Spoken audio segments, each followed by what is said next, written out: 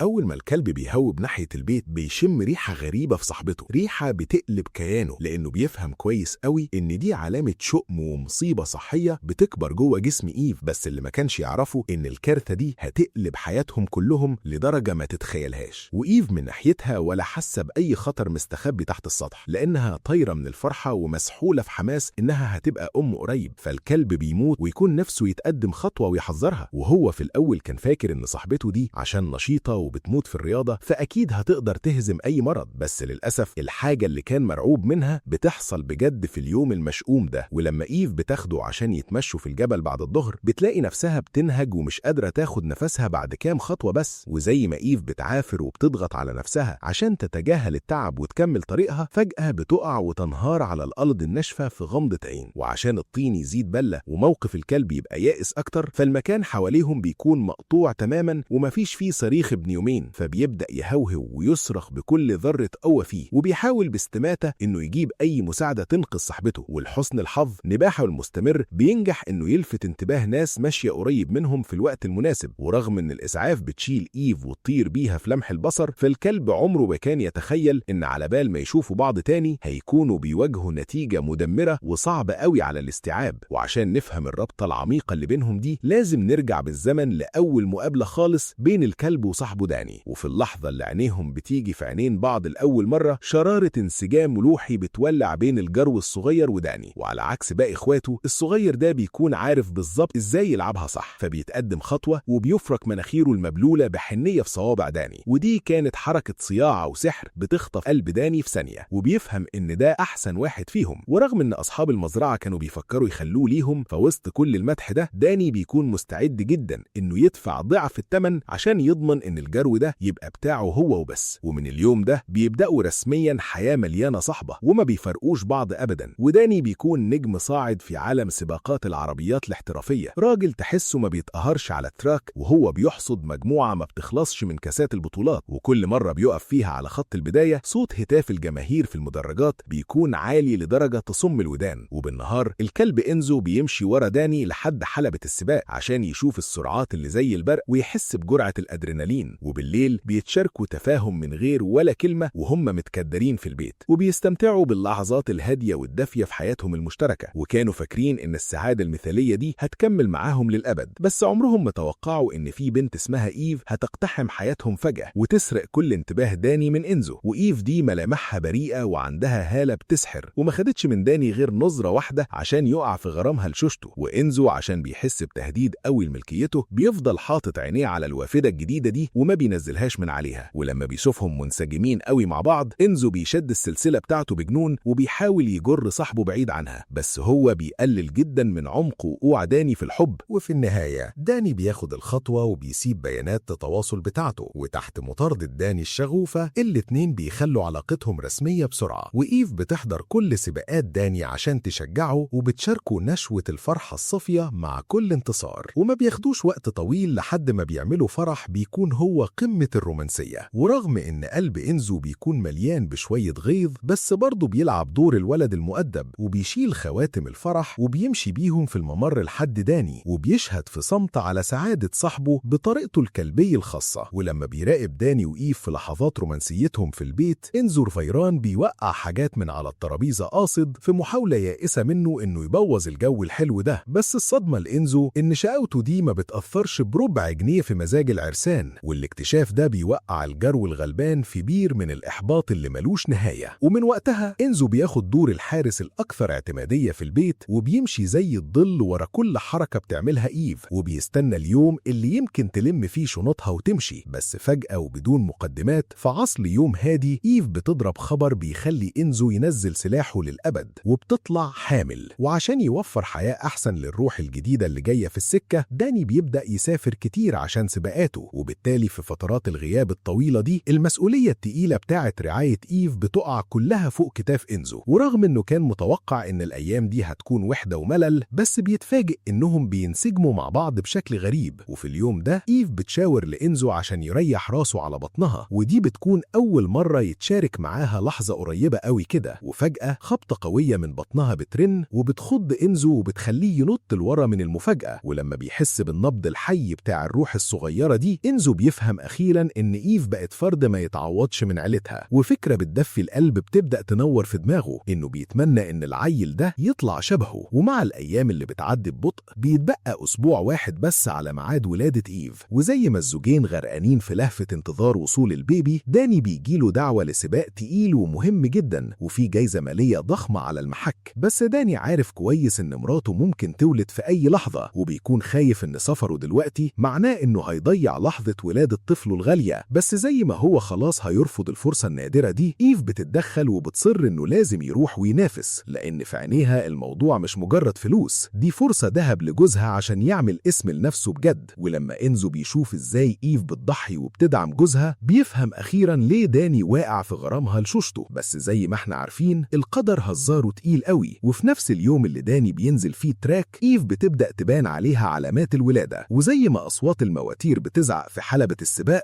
الطلقات في البيت بتزيد وجعها أكتر على إيف، وإنزو بيفضل يراقب إيف بجنون وهو بيصلي في سره لداني اللي بعيد في التراك. وبمعجزة في نفس اللحظة بالظبط اللي داني بيتخطى فيها منافسين وبيعدي خط النهاية، صوت عياط بيبي بيرن في البيت كله. حياة جديدة ومجد الانتصار بيوصلوا في نفس النفس، وما كانوش شافوا كائن جميل كده قبل كده، وبيسموها زوي، وبيفهموها إن الكلب ده كمان من عيلتها وإنه دايما هيحميها. وفي الصبح بدري تاني يوم داني بيرجع البيت طاير وسط مطر شديد، ولما بيبص لبنته المولودة بيتملي بشعور ساحق بالذنب، مش بس عشان خذل مراته في وقت حاجتها ليه، لأ، وعشان ضيع اللحظات الأولى المهمة دي في حياة بنته. بس إيف ما بتشيلش أي زعل جواها، لأنها عارفة كويس إن عشان يبنوا مستقبل أحسن للعيلة دي لازم يستحملوا صعوبات أكتر من ناس كتير. ومن اليوم ده إنزو بياخد على عاتقه في صمت المسؤولية التقيلة إنه يخلي باله من صاحبته الصغيرة زوي. وكل مرة داني بيروح فيها تراك إنزو بيفضل لازق في زوي وبيديها إحساس بالأمان من خلال حراسته الصامتة دي. وتحت رعاية إنزو الحنينة زوي بتوصل لعيد ميلادها السابع، ومفيش حاجة بتخلي إنزو فخور أكتر من إنه يسمع زوي بتقدمه للناس على إنه أخوها الكبير. وعلى مدار السنين إنزو بيبقى أكتر من مجرد صاحب بتلعب معاه، لأنه حتى بيقلد الكبار أحيانا وبيلعب دور المرشد الفروي عشان يوجهها في حياتها. وقبل ما نكمل الحكاية اللي بتقطع القلب دي، لو مستمتع بالقصة ومندمج معانا اخبط لايك واشترك في القناة عشان يوصلك كل جديد. يلا بينا نكمل. وكانوا فاكرين إن السعادة البسيطة دي هتكمل للأبد، بس بيجي اليوم اللي إنزو بيشم فيه الريحة الغريبة والمقلقة دي في إيف تاني. بيكون عايز يحذرها بس من غير صوت يتكلم بيه، ما بيقدرش يعمل حاجة غير إنه يتفرج بيأس. وزي ما المرض بيبدأ ينهش في جسم إيف زي شيطان ما بيرحمش، وإيف بتتعامل مع الموضوع ببساطة على إنه إرهاق من الشغل الزيادة، ومن غير ما تتوقع الأسوأ بتلم شنطها عشان تاخد بنتها وتزور بيت أهلها. وللأسف عقلها المشتت بيخليها تنسى إنزو تماما في البيت، وما بتسيبلوش ولا نقطة مية أو حتة أكل صغيرة. وفي الأيام الصعبة اللي بعد كده إنزو بيضطر يدور على أي فتافيت أكل مرمية على الأرض، وبيلحس مية من قعدة الحمام عشان يعيش. وفي النهاية ما بيلاقيش حل غير إنه يعمل حمام على السجادة، وهو متثبت في جسمه الضعيف بيقدر بطريقة ما إنه يستحمل 3 أيام وليالي من العذاب لوحده. وأخيرا في صباح اليوم الرابع داني بيرجع البيت وهو هلكان من السفر، ولما بيشوف إنزو شبه ميت والمنظر اللي على السجادة، حقيقة الموقف بتضرب فيه زي طن طوب. بيتصل برقم إيف فورا وما بيقدرش يمسك نفسه من إنه ينفجر فيها في نوبة غضب، وبيتصدم إن الكلب كان هنا طول الوقت وهو كان فاكرها أخدته معاها. والغريب إن اللحظة دي بتخلي إنزو يحس بدفى رهيب من جواه، لأن دي أول مرة من سنين داني يزعق لإيف عشانه. بس الدفى ده ما بيطولش كتير، لأن في خبر حماسي بيكسر حالة الجمود بين الزوجين. وعشان داني فضل محافظ على مكانه في قمة ترتيب السباقات لفترة طويلة، بيكتشفوه فريق سباق نجوم من الدرجة الأولى وبيعزموه عشان يكون مدرب وسواق أساسي ليهم. بس ده معناه برضه إن من هنا ورايح الوقت اللي داني هيقدر يقضيه مع عيلته هيفضل يقل أكتر وأكتر. وتاني يوم الصبح داني بيسيب البيت بسرعة مرة تانية وهو شايل أحلامه اللي ما اتحققتش معاه وهو ماشي. وفي الوقت ده إيف بتاخد إنزو يتمشى بالراحة في الغابة، بس ما بيبعدوش كتير لحد ما رجليها بتخونها فجأة وتقع على الأرض من غير أي إنذار خالص. ولحسن الحظ صريخ إنزو العالي واليائس بيجيب الناس اللي ماشية بسرعة عشان تساعد، بس المستشفى بتمنع دخول الحيوانات الأليفة منعا باتا، وإنزو بيلاقي نفسه ممنوع من الدخول على البوابة الرئيسية وهو هيموت من القلق. بيكره حقيقة إنه مجرد كلب كل ذرة في كيانه. ورغم إن داني بيحاول يطمنه بحنية مرة ورا مرة وبيقول له إن إيف أكيد هتتحسن مع الوقت، بس إنزو عارف من جواه إن دي مش أكتر من كدبة بيضحكوا بيها على نفسهم، وبيتمنى أكتر من أي حاجة إنه يفضل جنب إيف وما يسيبهاش أبدا. بس الباب المقفول ده بيفصله بأسوأ عن أكتر حاجة قلقان عليها. وفي الأيام اللي إيف بتتحجز فيها في المستشفى، داني ما بيكونش قدامه حل غير إنه يوقف مسيرته مؤقتا ويشيل الحمل التقيل بتاع رعاية العيلة كلها لوحده. ولما بنته بتسأله ببراءة هي ماما هترجع إمتى، داني ما بيكونش عارف يرد يقول إيه خالص. بيكون خايف إن قلبها الصغير ما يتحملش الحقيقة القاسية، فبيضطر يحافظ على وشه الهادي وبيهرب من الأسئلة بكدبات حنينة. بس كل ويك إند لما بنته بتروح بيت جدتها، داني بيفضل لوحده في البيت الفاضي غرقان في كفن من الوحدة والعذاب اللي ما بيخلصش. وإنزو بيشوف كل ده بس ما بيقدرش يقول ولا كلمة تواسيه، فبيجيب له السلسلة في صمت على أمل إنه ياخده يتمشى عشان يساعده يطير الضلمة التقيلة اللي في قلب صاحبه. وفي غمضة عين شهور بتعدي وداني بيتحول من واحد غرقان في رعاية الأطفال لواحد هادي ومتمكن. وإنزو كان فاكر إنه هياخد وقت طويل قبل ما يشوف إيف تاني، بس بيتفاجئ إن مع دخول الخريف بهدوء الدكاترة أخيرا بيوافقوا إن إيف تخرج وترجع البيت. ولما إنزو بيشوف إيف أخيرا رجعت البيت ما بيكونش مصدق عينيه، لأن إيف اللي كانت زمان منورة وعينيها بتفيض بالنجوم لما تضحك اتحولت لنسخة هزيلة وضعيفة جدا بعد ما المرض عذبها مرة ورا مرة. والعلاج الكيماوي مش بس سلبها شعرها الأشقر الساحر، لا ده كمان أخد الدفى والنور اللي البيت ده كان بيملكه. وفي نفس الوقت ريحة الموت اللي كانت دايما بتقلق إنزو زادت وبقت نفاذة أكتر وبتبعت موجات من الرعب في قلبه. وفي الليلة دي إيف بتعبر عن أفكارها بهدوء وبتكون شايفة إن تكملة العلاج بقت حاجة ملهاش معنى من زمان، وبدل ما تتعذب في أوضة مستشفى باردة بتفضل إنها تقضي أيامها الأخيرة وسط عيلتها. ومن وقتها إنزو بيفضل سهران جنب سرير إيف كل ليلة على أمل إن وجوده الثابت ده يطرد الشيطان اللي عايز ياخدها. بس سهره ده ما بيجيبش غير إرهاق ما بيخلصش بالنهار. وساعات داني بيشارك إنزو في السهر بالليل، ورغم إنه بيفضل صاحي طول الليل بس عمره ما بيتجرأ يوقف ويريح بالنهار. وقدام مراته بيضغط على نفسه عشان يحافظ على منظره القوي مهما كان التمن. وإنزو بيشوف كل ده وقلبه بيتملي بالمرارة ووجع القلب، بس هو مجرد كلب ومهما كان قلقان فهو في النهاية ما باليد حيلة وما بيقدرش يساعد. بس القدر القاسي بيوصل في ميعاده في النهاية. وفي وقت متأخر من الليلة دي إيف بتودع إنزو في صمت للمرة الأخيرة. وتاني يوم الصبح ولما شمس دافية بتنور الأوضة من تاني، إيف بتفارق الدنيا دي. وداني كان فاكر إنه مهيد نفسه نفسيا من زمان، بس لما اللحظة بتيجي بجد بيغرق في حالة من الحزن اللي ملوش أي عزاء. بيكون عايز يقول لزوي خبر موت أمها بس الكلام ما بيرضاش يطلع مهما حاول، مرعوب إن الحقيقة القاسية دي تدمر عالم بنته البريء والصافي في ثانية. بس في حاجات مهما كانت صعبة في قبولها لازم تتواجه بشجاعة في النهاية، وأهل إيف بيعملوا جنازة تليق ببنتهم في الوقت اللي إنزو بيتساب في البيت لوحده. ومع ذلك بيفضل يحد على صاحبته الغالية بطريقته الخاصة، بينام بهدوء على الكنبة وبيتنفس الريحة اللي باقية في واحدة من قبعات إيف. وعشان يساعد زوي تتخطى حزن فقدان أمها بأسرع وقت، إنزو بياخد المبادرة وبيمسك كورة عشان عايز يلعب معاها، بس بيكون واضح جدا إنه استقل جدا بقوة زوي الحقيقية. ولأن صاحبته الصغيرة مش محتاجة حد يواسيها، إنزو بيلف عشان يفضل جنب داني وبيحاول يخفف عن صاحبه المتألم بوجوده. بس قبل ما داني حتى يقدر ياخد نفسه من حزن فقدان مراته اللي بيكسر الظهر، عاصفة أكبر بتنزل فوق دماغه فجأة. أهل مراته بيضربوا ضربتهم في اللحظة دي وبيحاولوا ياخدوا حضانة زوي بالعافية، وداني بيرفض من غير تفكير لأنه عمره ما هيسمح لأي حد يفرقه عن بنته. بس ماكسويل أبو إيف بيرفع قضية على داني بشكل مباشر بحجة إن داني مش قادر ياخد باله من البنت لوحده. والحسبة المفاجأة دي بتخلي داني ينفجر من الغضب في ثانية، وعشان مش عايز يدخل في مشاكل أكتر داني بيلف عشان يمشي، فبيقوم ماكسويل ماسكه فجأة وداني بالفطرة بيزقه عشان يبعده، فبيوقع ماكسويل على السور بالغلط. بس داني عمره ما كان يتخيل إن حركة غير مقصودة زي دي هتزقه لبير أعمق من اليأس. ولما بيرجع البيت داني بيقع في حالة من التوهان العميق، بينام على الكنبة وشكله محبط وضايع تماما. وإنزو بيشوف كل ده وبيجيب الريموت في صمت ويديه لداني، لأن زمان كل ما داني كان بيبقى متضايق إيف كانت بتستخدم الطريقة دي عشان تخليه ينسى همومه شوية. وعشان يحارب على حضانة بنته داني بيأجر محامي محلي مشهور اسمه مارك. وبعد ما بيراجع القضية المحامي بيقول بكل ثقة إن طول ما داني مش هيسيب القضية فالانتصار يعتبر مضمون، لأن القانون دايما بيدي الأطفال لأهلهم البيولوجيين. بس هما الاتنين استقلوا بالأساليب القذرة اللي ماكسويل مستعد يعملها عشان ياخد زوي. وفي الوقت اللي داني بيفتكر إنه كسبان فجأة البوليس بيقبض عليه من غير أي شرح وهو شغال شغلانته الإضافية في الورشة، والتهمة بتكون إنه خالف القانون لما زق ماكسويل قبل كده. ولما إنزو بيشوف صاحبه بيتاخد بالعافية قدام عينيه كان هيتجنن من القلق، واليأس اللي بياكل في العظم بيلف حواليه مرة تانية، ودي تاني مرة يعيش فيها إحساس العجز ده. أول مرة كانت لما شالوا إيف في الإسعاف، ولحسن الحظ مارك بيقدر يخرج داني بكفالة في الوقت المناسب. بس أول ما بيرجع البيت واحد صاحبه بيقول له إن ماكسويل أخد زوي خلاص، وفي اللحظة دي بس داني بيفهم إن ماكسويل كان حاسب كل حاجة من الأول. وقبل ما حتى يقدر يفوق من الصدمة مارك بيجيب له خبر مدمر أكتر. ماكسويل بيستغل كسر العظم اللي حصل له من الزقة عشان يثبت إن داني عنده ميول عنيفة، وبيخلي دي ورقة ضغط مميتة في معركة الحضانة. وعشان الطين يزيد بلة على انهيار داني، ولأنه تحت التحقيق الجنائي، القاضي بيحرمه فورا من كل حقوق الزيارة لبنته لمدة 3 شهور كاملين. وهنا داني وإنزو بيرجعوا الحياة مفيش فيها غيرهم هما الاتنين، بس صاحبتهم الدايمة دي فقدت الدفى وراحة البال اللي كانت فيها من زمان. وداني بيكتئب وبيتبهدل يوم ورا يوم، وإنزو بيراقب بقلب مقبوض بس ما بيقدرش يعمل حاجة غير إنه يفضل جنبه في صمت. وزي ما اليأس كان خلاص هيبلع الأيام دي كلها، إنزو أخيرا بيلاقي الفرصة المثالية عشان ينتقم لداني. لأن زوي بتفضل حزينة ومكتئبة طول اليوم، ماكسويل بيقرر يجيب إنزو عشان يونسها. ولما زوي بتسأل ببراءة هو بابا ما جاش يزورني ليه، إنزو بيحس براحة غريبة لأول مرة إنه مجرد كلب ما بيتكلمش، لأنه بجد ما كانش هيعرف إزاي يشرح تعقيدات وعجز عالم الكبار لطفلة صغيرة زي دي. وبمجرد ما زوي بتروح في سابع نومة، إنزو بيبدأ خطته السرية للانتقام بهدوء.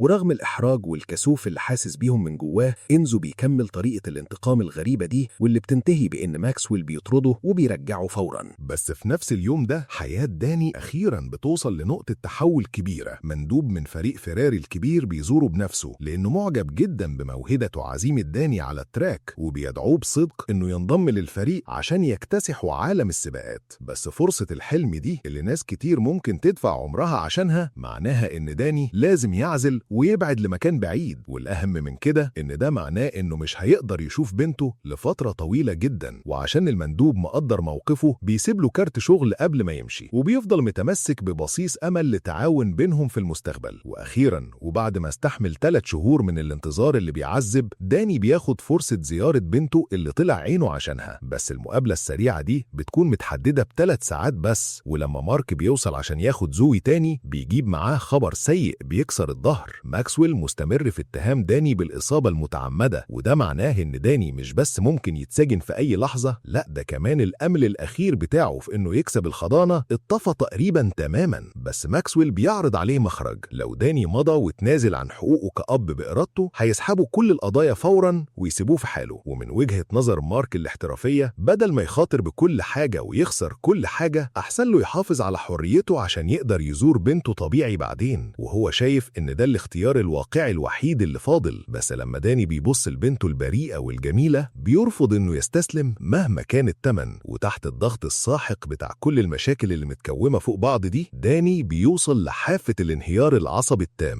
وفي الليلة دي وهو بيجري في المطر عشان يطلع وجعه وغضبه اللي جواه، إنزو اللي كان ماشي وراه في صمت فجأة بيعمل حادثة فظيعة. داني بيطير بإنزو لعيادة الدكتور البيطري وهو هيتجنن. وبعد ما الدكتور بيعمل له إسعافات طوارئ طول الليل، إنزو العجوز بيقدر يمسك في الحياة بالعافية رغم إن حادثة العربية عملت له نزيف داخلي شديد. وفي نظر الدكتور إنزو العجوز ده يعتبر أخد حكم بالإعدام. بس عكس كل التوقعات، إنزو بيعدي منها بقوة إرادة جبارة. وهو غايب عن الوعي بيفضل يفتكر السنين اللي قضاها جنب داني، والتفاهم اللي من غير كلام من حياتهم اللي عاشوها سوا بيتحول لقوة خفية بتقول له مرة ورا مرة في قلبه إنه لازم يفضل جنب داني عشان يوقفه على رجليه في الأزمة دي. ولما إنزو بيفتح عينيه أخيرا بيشوف مارك بيظهر في البيت مرة تانية، وبيبان إن داني خلاص جاب آخره وما بقاش قادر يكمل في المعركة القانونية اللي بتهلكه دي. فبيقرر أخيرا إنه يسمع النصيحة ويمضي يتنازل عن حضانة بنته. وزي ما القلم خلاص هيلمس الورقة عشان يخلص الاتفاق،